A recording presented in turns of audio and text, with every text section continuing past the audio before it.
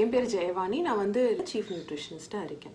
So இன்றைக்கி நம்ம பார்க்க போகிற டாபிக் என்னன்னு பார்த்தீங்கன்னா இம்யூனிட்டியை வந்து நம்ம எப்படியெல்லாம் வலுப்படுத்திக்கணும், நம்மளை வந்து எப்படி நம்மளை சுற்றி இருக்கிற இன்ஃபெக்ஷன் இதிலேருந்து எப்படி நம்மளை வந்து பாதுகாத்துக்கணும் அப்படின்றத பற்றி நம்ம இன்றைக்கி பார்க்க போகிறோம். ஸோ யூஸ்வலாக இம்யூனிட்டியை பற்றி பேசணும், எதிர்ப்பு சக்தியை பற்றி பேசணும் அப்படின்னு சொன்னால், எதிர்ப்பு சக்தின்றது இன்றைக்கி நான் டெவலப் பண்ணிக்கிறேன் இல்லை நாளைக்கு டெவலப் பண்ணிக்கிறேன்ற ஒரு விஷயம் கிடையாது.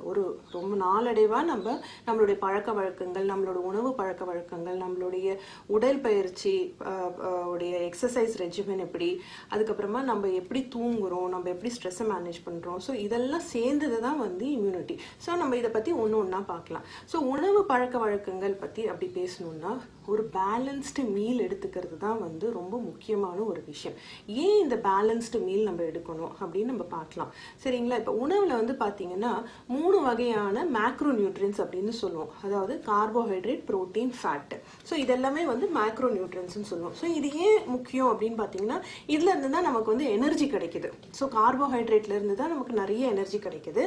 அண்ட் கொழுப்பு சக்தியும் நமக்கு கண்டிப்பாக தேவை. இப்போ நிறைய பேர் நம்ம கேள்விப்பட்டிருப்போம், கொழுப்பு நிறைய எடுக்காதீங்கன்னு சொல்லுவாங்க. ஆனால் அது வந்து தவறு. நமக்கு உடம்புக்கு தேவையான ஒரு சில கொழுப்புகள் வந்து நம்ம உணவுலேருந்து எடுத்துக்க தான் வேணும். அதே மாதிரி புரத சத்து, புரோட்டீன் சொல்கிறோம் இல்லையா? ஸோ அதுவும் வந்து ரொம்ப முக்கியம். எதுக்கு புரத சத்து முக்கியம் அப்படின்னு பார்த்தீங்கன்னா, இம்யூனிட்டியை பூஸ்ட் பண்ணக்கூடிய ஒரு அருமையான ஒரு சக்தி வந்து புரதத்துக்கு தான் இருக்குது. ஸோ அதனால நம்மளுடைய உணவில் வந்து எவ்வளோக்கு எவ்வளோ நம்ம புரத சத்தை இன்க்ரீஸ் பண்ண முடியும் அப்படின்றத பார்க்கணும். ஸோ இந்த 3 macro nutrients, carbohydrate, protein, fat, இது வந்து ரொம்ப ரொம்ப ரொம்ப முக்கியம். இது தவிர்த்து மைக்ரோ நியூட்ரியன்ஸ் அப்படின்னு சொல்லுவோம். இந்த மைக்ரோ நியூட்ரியன்ஸ்னால் என்ன அப்படின்னு பார்த்தீங்கன்னா, நம்மளுடைய காய்கறி, கீரைகள், பழ வகைகள், இதிலிருந்து வரக்கூடியது தான் இந்த மைக்ரோ நியூட்ரியன்ஸ். ஸோ இந்த விட்டமின்ஸ் அண்ட் மினரல்ஸ்ன்னு சொல்லுவோம், கேள்விப்பட்டிருக்கீங்க இல்லையா? ஸோ இதெல்லாம் வந்துட்டு இந்த காய்கறி, கீரைகள்லேருந்து, பழங்கள்லேருந்து வரக்கூடிய ஒரு விஷயங்கள். ஸோ நம்ம வந்து அது வந்து எவ்வளோ எடுத்துக்கணும், டெய்லி எடுத்துக்கணுமா அப்படின்னா கண்டிப்பாக டெய்லி எடுத்துக்கணும்.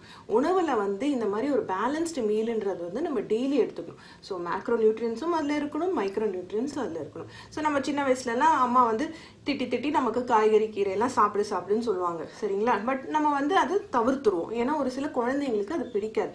ஸோ நம்ம என்ன பண்ணோம்னா, அந்த குழந்தைங்களுக்கு எப்படியெல்லாம் அதை கொடுத்தா அவங்க சாப்பிடுவாங்கன்ற ஒரு கிரியேட்டிவிட்டி நம்ம வந்து டெவலப் பண்ணிக்கணும். ஸோ கண்டிப்பாக இந்த காய்கறி, கீரைகள் எடுத்துக்கணும். இப்போ இதெல்லாம் எடுத்துக்காம போனா அப்படின்னா தான் உங்களுக்கு எதிர்ப்பு சக்தி கம்மியாயிடுது.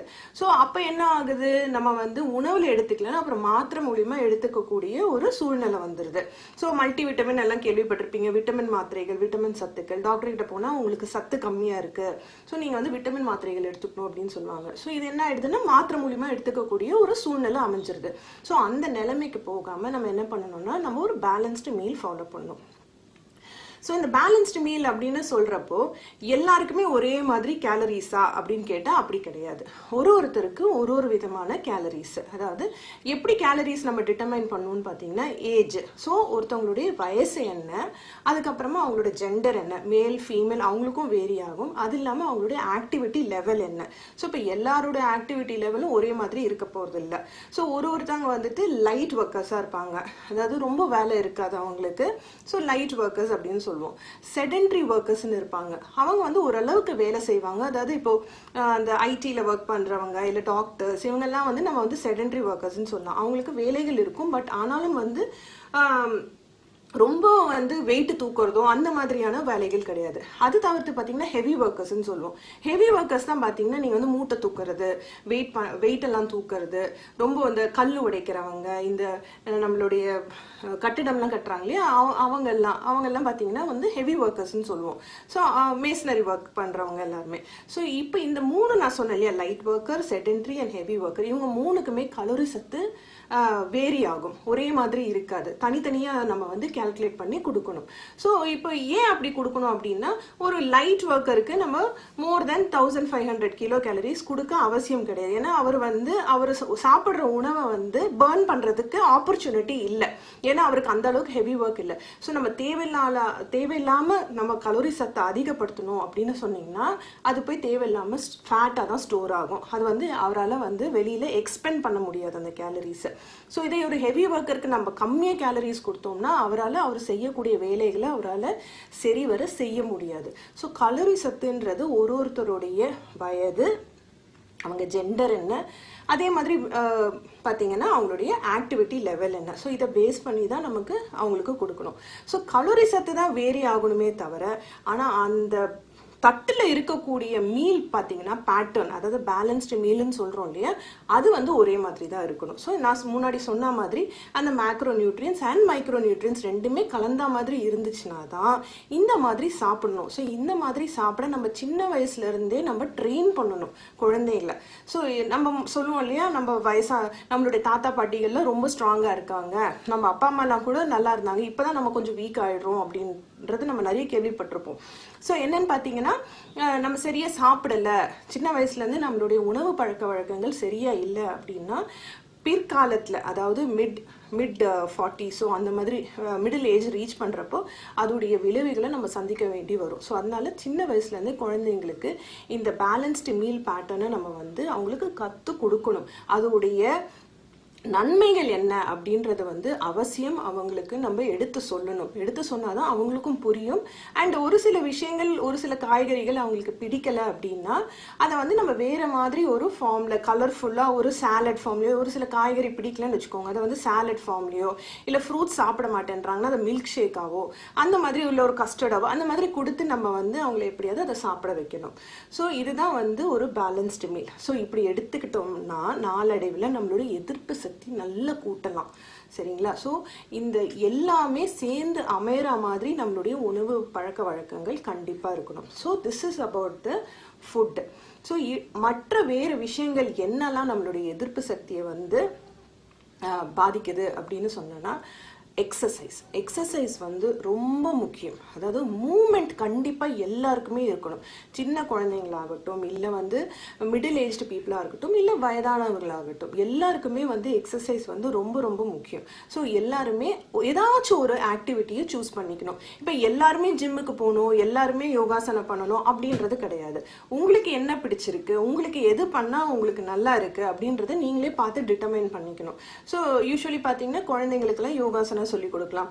இப்போ ஒரு சிலவங்க ஜிம்முக்கு போகணும், நான் வெயிட் தூக்கணும், அவங்களுடைய கோல் என்னன்னு பார்த்தீங்கன்னா மசில் பில்டிங்காக இருக்கும், மசில் ஸ்ட்ரென்தன் பண்ணணும். ஒரு சில ஆண்கள் பார்த்தீங்கன்னா அவங்களுக்கு வந்து 6 பேக்ஸ் வரணும், ஃப்ளாட் ஸ்டமக் வரணும். ஸோ அப்போ அவங்களுக்கு வந்துட்டு நிறைய வெயிட் ட்ரைனிங் எக்ஸசைசஸ் எடுக்க வேண்டியது வரும். அதே மாதிரி விமென்க்கெல்லாம் பார்த்தீங்கன்னா ஒரு சிலவங்க இந்த மாதவிடாய் ப்ராப்ளம், இந்த பிசிஓடி, இல்லை மெனோபாஸ் அந்த மாதிரி ப்ராப்ளம்ஸ் இருக்கும்.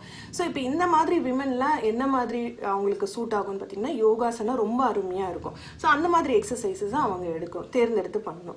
அதே மாதிரி பெரியவங்களுக்கு இப்போ டயபெட்டிஸோ ஹைப்பர் டென்ஷனோ இருக்குது அப்படின்னு பார்த்தீங்கன்னா அவங்களுக்குலாம் வாக்கிங் போகலாம், ஏரோபிக் கைண்ட் ஆஃப் எக்ஸசைசஸ். அவங்களுக்கு ஒரு நாளைக்கு ஒரு 30 minutes இல்லை 45 minutes ஒரு பிரிஸ்க் வாக் போனாலே அவங்களுடைய சுகரும் சரி, அவங்களோட வெயிட்டும் வந்து ஒரு ஹெல்தி வெயிட்டில் இருக்கலாம். ஸோ இதனால என்ன ஆகும்னு பார்த்தீங்கன்னா அவங்களுடைய இம்யூனிட்டியும் நல்ல ஸ்ட்ரென்தன் ஆகும். ஸோ எக்ஸசைஸ் வந்து ரொம்ப ரொம்ப ரொம்ப முக்கியம். ஸோ இது ரெண்டாவது விஷயம். ஸோ மூணாவது விஷயம் என்ன அப்படின்னு பார்த்தீங்கன்னா ஸ்லீப், நம்மளுடைய தூக்கம். நம்ம வந்து அட்லீஸ்ட் ஒரு 7 to 8 hours ஆஃப் ஸ்லீப் வந்து எல்லாருக்கும் கண்டிப்பாக இருக்கணும். இப்போ தூக்கத்தை நம்ம காம்ப்ரமைஸ் பண்ணோன்னு வச்சுக்கோங்க இல்லையா. ஸோ இப்போ அப்போ என்ன ஆகும்னா இம்யூனிட்டியே பாதிக்கப்படும். சரிங்களா? நம்மளோட எதிர்ப்பு சக்தி கண்டிப்பாக சரியான தூக்கம் இல்லை அப்படின்னா எதிர்ப்பு சக்தி கண்டிப்பாக பாதிக்கப்படும். ஏன் இந்த தூக்கத்துக்கு இவ்வளோ நம்ம முக்கியத்துவம் கொடுக்கணும்? நம்ம ஏன் ஒரு 3 hours 4 hours தூங்கினா பத்தாதா அப்படின்னா, நைட்டில் தான் வந்து மெலட்டானின் அப்படின்னு சொல்கிற ஒரு ஹார்மோன் வந்து செக்ரேட் ஆகுது. ஸோ இந்த மெலட்டானின் என்ன பண்ணும் அப்படின்னு பார்த்தீங்கன்னா, அது வந்து வேர் அண்ட் டேர், அதாவது நைட்டில் படுக்கிறப்ப தான் நம்ம காலையிலேருந்து செஞ்சுட்டு இருக்கிற வேலைகள், நம்ம பிரெயினுக்கு நிறைய வேலைகள் கொடுத்துருப்போம். குழந்தைங்கலாம் பார்த்தீங்கன்னா ஸ்கூலுக்கு போயிருப்பாங்க, படிச்சிருப்பாங்க. இப்போ ஆஃபீஸ்க்கு போகிறவங்க ஆஃபீஸ் கோவர்ஸ், இல்லை வந்து வேறு ஹாஸ்பிட்டலில் ஒர்க் பண்ணுற டாக்டர்ஸ் ஆகட்டும், நர்சஸ் ஆகட்டும், நிறைய வந்து அவங்களுடைய எனர்ஜியை வந்து எப்படி ஸ்பெண்ட் பண்ணுவாங்கன்னா மூளைக்கு. ஸோ நிறைய வேலைகள் மூளைக்கு போகிறதுனால எனர்ஜி நிறைய ஸ்பெண்ட் ஆகும். சரிங்களா? ஸோ இப்போ இந்த மூளைக்கும் சரி, அதே மாதிரி நிறைய ஹெவி ஒர்க்கர் பண்ணுறவங்களுக்கும் சரி, அதாவது ஃபிசிக்கல் ஸ்ட்ரெயின் ஆனவங்களுக்கும் சரி, mental strain as well as physical strain ஆனவங்களுக்கும் எப்படி நம்ம வந்து அதை ரிப்பேர் பண்ணணும் இல்லைங்களா? ஸோ அது வந்து எப்போ நடக்கும்? நைட்டில் தான் நம்ம தூங்குறப்ப நடக்கும்.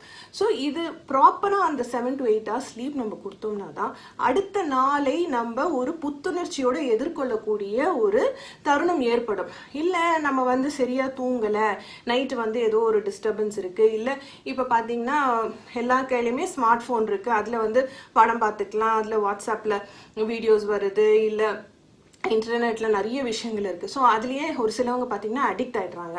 ஸோ இல்ல டிவி பார்க்குறாங்க, நைட்ல உட்காந்து டிவி பார்க்குறாங்க. ஸோ தூக்கத்தை வந்து காம்ப்ரமைஸ் பண்ணிட்டு இந்த விஷயங்கள் கண்டிப்பா பண்ணக்கூடாது. ஸோ இந்த மாதிரி பண்ண பண்ண என்ன ஆகணும், நாளடைவில் நம்மளுடைய பிரெயின் செல்ஸ் எல்லாம் வந்து டீஜெனரேட் ஆகக்கூடிய ஒரு ஒரு ஒரு தருணம் ஏற்படுது. ஸோ அதனால இதெல்லாம் வந்து நம்ம கண்டிப்பாக ப்ரிவென்ட் பண்ணணும். ஸோ இப்போ ரிப்பேர் வேர் அண்ட் டேர் ஆகுது இல்லைங்களா? இப்போ ரிப்பேர்ன்னு சொல்றது நம்மளுடைய மசில் ரிப்பேர் ஆகும், செல்ஸ் எல்லாம் ரிப்பேர் ஆகும். ஸோ இப்படி பண்ண பண்ண பண்ண எதிர்ப்பு சக்தி கூடும். ஸோ இப்போ அதுக்கு நம்ம கரெக்டாக நம்ம வந்து டைமை அலாட் பண்ணலை அப்படின்னு சொன்னா எதிர்ப்பு சக்தியும் பாதிக்கப்படும். ஸோ இந்த 3வது பாயிண்ட் தூக்கம் வந்து ரொம்ப ரொம்ப முக்கியமான ஒரு விஷயம். 4வது நான் சொல்றது என்ன அப்படின்னு பார்த்தீங்கன்னா ஸ்ட்ரெஸ் மேனேஜ்மெண்ட். இப்போ நம்ம என்னதான் வந்து வீட்லயே இருக்கோம், இப்போ வந்து நிறைய பேர் பார்த்தீங்கன்னா இப்போ ஆஃபீஸ்க்கு போகிறதுல ஒர்க் ஃப்ரம் ஹோமாக இருக்குது. ஸோ இப்போ என்ன ஆகும், ஒரு சிலவங்களுக்கு வந்துட்டு இந்த வெளியில் போகாமல் இருக்கிறதே ஒரு ஸ்ட்ரெஸ்ஸாக இருக்கும். இல்லை வீட்டில் எல்லாருமே ஒரே இடத்துல கூடி இருக்கிறதுனால அது கூட ஒரு வகையான ஒரு ஸ்ட்ரெஸ்ஸாக அமையுது. ஸோ இந்த ஸ்ட்ரெஸ் மேனேஜ்மெண்ட்டை நம்ம வந்து ப்ராப்பராக பண்ணணும். அதாவது ஸ்ட்ரெஸ்ஸே இல்லாத ஒரு வாழ்க்கை யாருக்குமே இல்லைங்க. எல்லாருமே ஸ்ட்ரெஸ்ஸோடு தான் இருக்கும், சரிங்களா? பட் ஆனால் அந்த ஸ்ட்ரெஸ்ஸை நம்ம எவ்வளோக்கு எவ்வளோ எஃபெக்டிவாக ஹேண்டில் பண்ணுறோன்றது தான் ரொம்ப முக்கியம், சரிங்களா? ஸோ இந்த ஸ்ட்ரெஸ்ஸை நம்ம எப்படி ஹேண்டில் பண்ணணும், ஒன்று நமக்கு வந்து நம்மளே ஃபர்ஸ்ட் அனலைஸ் பண்ணிக்கணும். இந்த ஸ்ட்ரெஸ் எந்த அளவுக்கு இருக்கு, இப்போ ரொம்ப என்னால் முடியல, எனக்கு இதனால தூக்கம் வரல, இதனால எனக்கு ரொம்ப கோவம் வருது, எனக்கு ரொம்ப ஆங்ஸைட்டி வருது, எனக்கு படபடப்பு வருது, ஒரு பயம் வருது அப்படின்னா கண்டிப்பா அதுக்கு தகுந்த ஒரு நிபுணரை நீங்க வந்து அணுகி நீங்க வந்து ஹெல்ப் எடுத்துக்கணும், சரிங்களா? இல்ல ஒரு சிலதெல்லாம் வந்து நம்மளால ஹேண்டில் பண்ணிக்க முடியும் அப்படின்னு பார்த்தீங்கன்னா கண்டிப்பா பிராணாயாமா இல்ல மெடிடேஷன் இந்த மாதிரி விஷயங்களை வந்து நம்ம டெய்லி நம்மளுடைய லைஃப்ல வந்து ஒரு ஹேபிட்டா கொண்டு வந்துடணும். ஸோ அந்த மாதிரி பண்ண பண்ண ஸ்ட்ரெஸ்ஸை வந்து நம்ம ஈஸியா ஹேண்டில் பண்ணிக்கலாம். நாளைக்கு ஏதாவது எந்த பிரச்சனை வந்தாலும் அதை வந்து நம்ம ஈஸியா அதை வந்து ஃபேஸ் பண்ணக்கூடிய ஒரு ஆற்றல் நமக்கு தானாவே வந்துடும். ஸோ இந்த 4 விஷயங்கள் நான் சொன்னேன் இல்லைங்களா, balanced meal, exercise, sleep and stress management. இது 4 வந்து ரொம்ப ரொம்ப முக்கியம் நம்மளுடைய எதிர்ப்பு சக்தியை வந்து வலுப்படுத்துறதுக்கு. ஸோ எல்லாருமே வந்து இதை கொஞ்சம் ஃபாலோ பண்ணீங்கன்னா ஒரு ஹெல்தி லைஃப் ஸ்டைலும் ஒரு ஹெல்தி மென்டல் ஹெல்த்தும் எல்லாருக்குமே இருக்கும். அடுத்த நிகழ்ச்சியில வேற ஒரு டாபிக்ல நான் உங்களை சந்திக்கிறேன். நன்றி, வணக்கம்.